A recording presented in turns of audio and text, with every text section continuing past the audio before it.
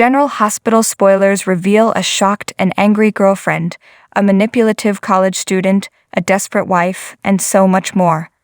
You won't want to miss a moment of this intriguing new episode. Carly, Laura Wright, and Drew, Cameron Matheson, are stunned when the judge doesn't accept the recommended plea deal sentencing and decides to send Drew to Pentonville for 3 years, rather than Spring Ridge for 6 months.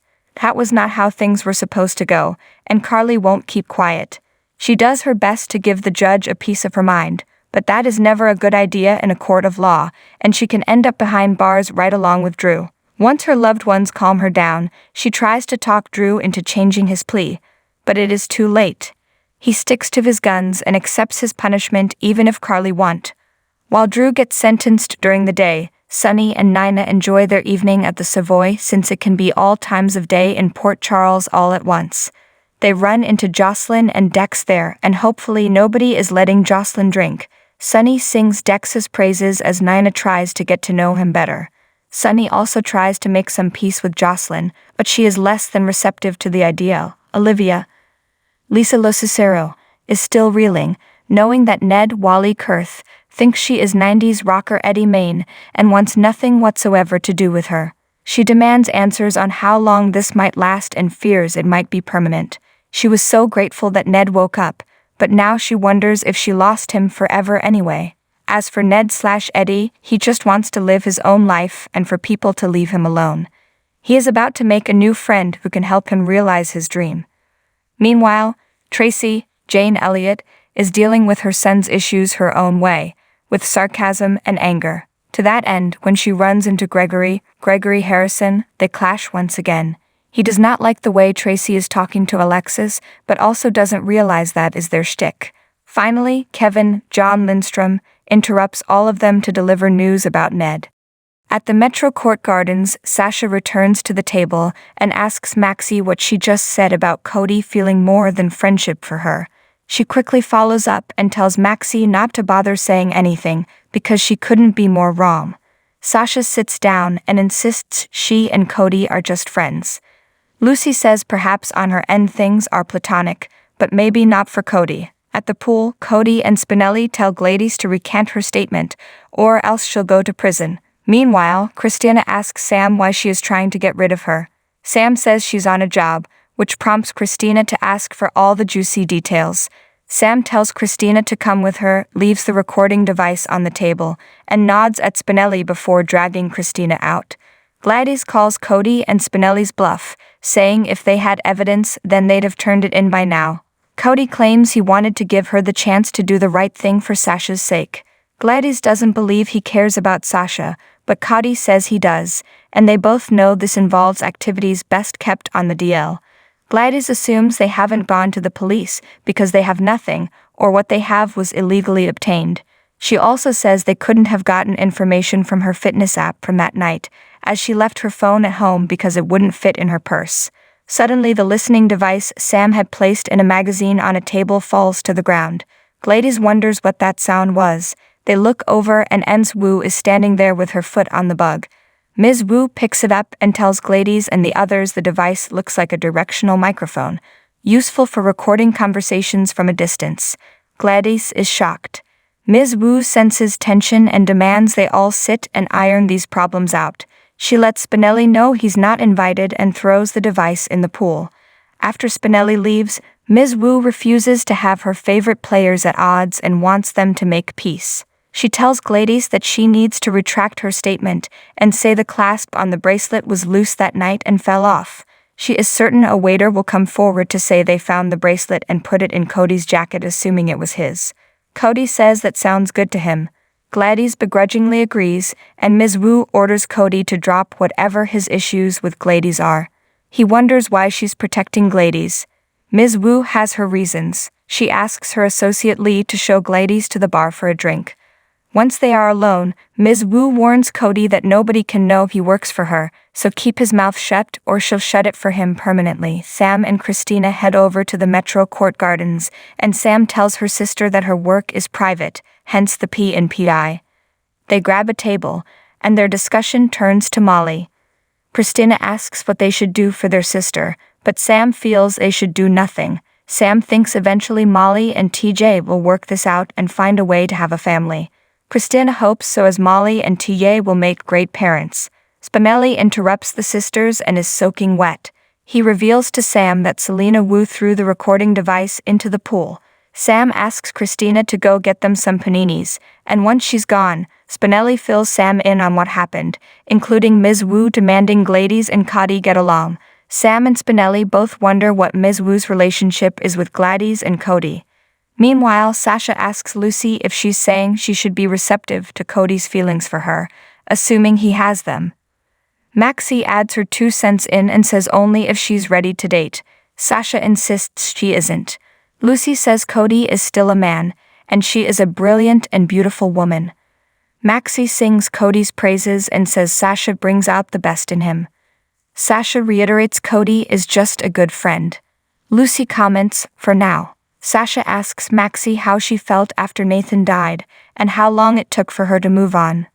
Maxie admits the thought of moving on was hard at first, but everyone grieves at their own pace. Both Lucy and Maxie tell Sasha they are proud of how well she's doing and how far she's come since last year. Lucy excuses herself to visit the restroom, and Maxie gets a call from her daughter and also excuses herself. Alone, Sasha looks at a photo of Brando on her phone. She knows she's come a long way, but she's still not over him and doesn't know if she'll ever be. She looks up and sees her psychiatrist, Dr. Monty, standing there. She hopes he doesn't think she's crazy talking to her phone, but he sees her voicing her feelings as progress. He says he's looking forward to their next session. Back at the pool, Ms. Wu checks on Gladys, who says she has a first payment ready.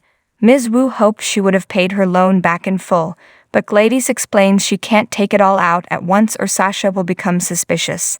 Ms. Wu agrees to accept her payment plan but will tack on interest. As Ms. Wu and Lee go to exit, Dr. Monty enters and Ms. Wu says hello to him. He approaches Gladys and overheard she seems to be in trouble with Ms. Wu. Gladys admits she owes Ms. Wu money. Monty offers to help settle her debt, but would like a favor from her in return. At the hospital, Gregory stops by to see Finn in his office. Finn notes his dad has good timing as he's about ready to get out of Port Charles. Gregory is shocked he's leaving town. Finn says he is going on vacation and reminds his dad this trip was his idea. Finn explains now that Violet is out of school they can go to Disney. Gregory unfortunately says things on his end have changed as he accepted a job at the Invader. Finn suggests they can go to Disney next year. Gregory blurts out no, and says he doesn't want to wait that long, but can't take time off a job he just started. Finn assumes his father and Alexis have made up. Gregory calls her a good friend, unlike some of Finn's other friends. Finn knows he's speaking of Tracy and says believe it or not she has been a good friend to him. He knows his dad doesn't like how Tracy tore into Chase, but to Tracy family is everything, and there is more to her than her prickly exterior. Gregory agrees to give Tracy another chance, even offering to apologize for his own gruffness towards her. Finn advises his dad that will get him nowhere with Tracy. Gregory says Tracy is a grown-up, so if he comes to her and is honest, why shouldn't she respond in kind? Finn shakes his head. Alexis finds Tracy in the hall alone and asks how Ned is. Tracy replies, "Don't you mean Eddie Main?" Alexis stopped by to see Ned earlier, only to be told Eddie wasn't taking visitors, so she gathers the news is true. Alexis tells Tracy she knows this must be hard on her and her family. Tracy thought she could withstand anything after Luke died, but this is more than she can handle. She hates that Ned doesn't know her or even recognize Leo. Tracy vents that Ned created Eddie Main to escape his own life once upon a time, and it's no coincidence he's re-emerged as Ned is dealing with a mess at ELQ and these SEC accusations. Alexis asks if Tracy thinks Ned fell on purpose. Tracy believes deep in Ned's psyche he is trying to get away from his problems, and this offers him a way to do so. Alexis asks what the doctors say, and Tracy says they suggest giving him time. Tracy wonders if there is anyone in the hospital willing to do what it takes to turn Ned back into Ned sooner, rather than later, like shaking him until he snaps too. Alexis points out that sounds illegal, and advises she go along with this and let Ned believe he's Eddie. Alexis suggests letting Ned work this out on his own might help him remember. Tracy asks Alexis during which dry spell she managed to get her degree in psychiatry.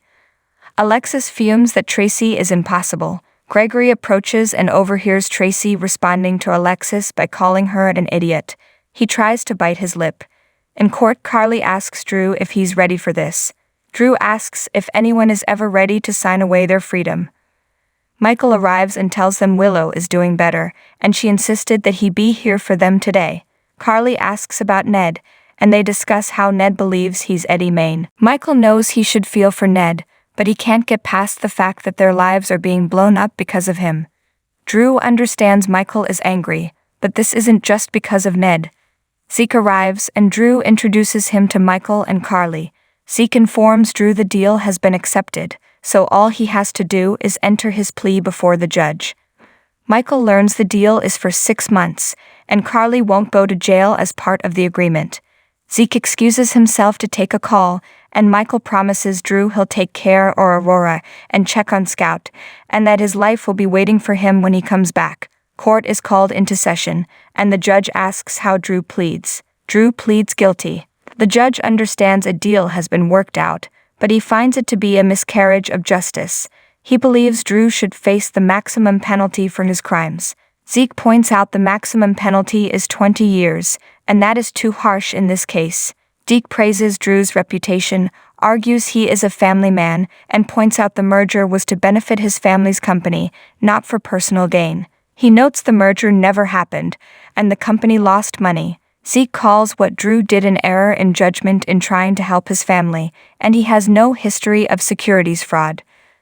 The judge says given the circumstances, he finds 20 years too harsh, but 6 months too lenient and sentences Drew to 3 years in prison. On the next General Hospital, Sasha asks, "Who's the client? Anyway I know?" Gregory snaps at Tracy to back the hell off Alexis.